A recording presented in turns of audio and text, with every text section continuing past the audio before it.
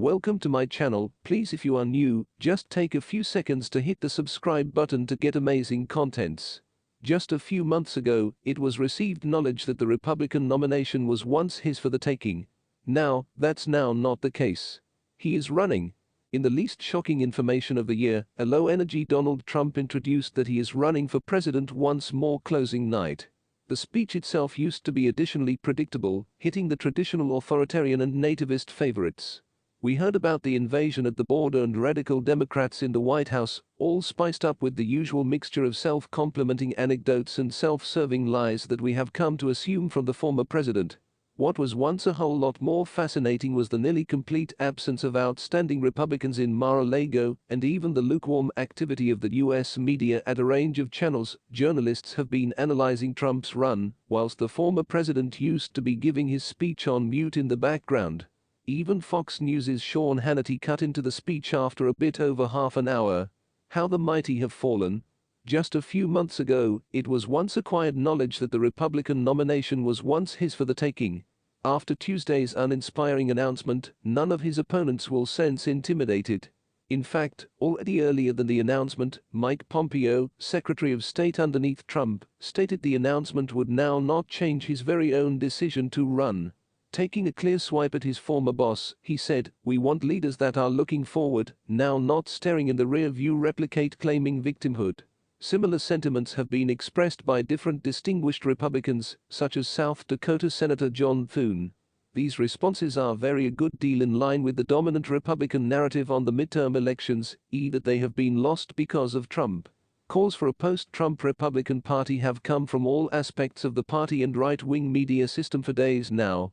For the moment, Florida Governor Ron DeSantis is the favorite to bring the grand old party again to normal. To be clear, this normal party is each Trumpian and post-Trump, due to the fact most Republicans, both the politicians and the voters, agree with Mike Simpson, a Republican consultant from Idaho, who said, "I assume his policies had been good. I just don't want all the drama with it." The question is, however, can all of us beat Trump in the primaries? It is real that the famous person of the former president used to be already waning amongst the Republican devoted earlier than the midterms. Just under half of Republican primary voters stated they would assist Trump in the 2024 primaries. And whilst DeSantis's famous person used to be already rising earlier than the midterms, he was once nevertheless only at half of Trump's assist level. Since then, anti-Trump conservative corporations have been flooding the media with new polls that exhibit that DeSantis has already overtaken Trump as the new favorite. As Florida governor, DeSantis has tried to remain out of the hair of his state's most famous and quick-tempered inhabitant. Although he has picked up mostly the equal issues, his declare to fame as a way-of-life warrior is greater based on nation policies than national speeches. As a neighborhood politician, DeSantis did no longer pose a risk to Trump's ambitions. But as a competitor for the 2024 Republican nomination, this will alternate and, understanding Trump, he will go all out.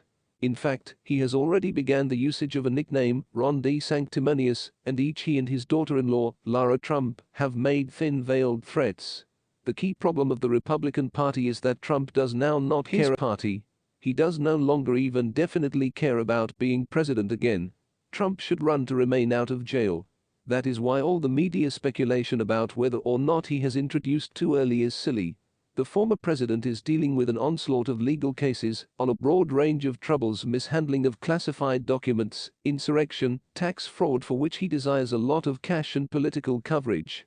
As a mere citizen, even as a former president, he holds plenty much less leverage than as a fundamental candidate, who may also no longer be capable to win the presidency for the Republican Party, however is in all likelihood nevertheless strong, sufficient to lose it for them. It is paradoxical that the midterms, in which he didn't run, did to Trump what the 2020 presidential elections, which he lost, should no longer do. Make him into the one element he despises the most, a loser. And though his thoughts stay on in the Republican Party, he himself has been deemed toxic by that equal party. This is especially ironic, as Trump himself was once never fascinated in the ideas, simply in himself. Please subscribe to my channel.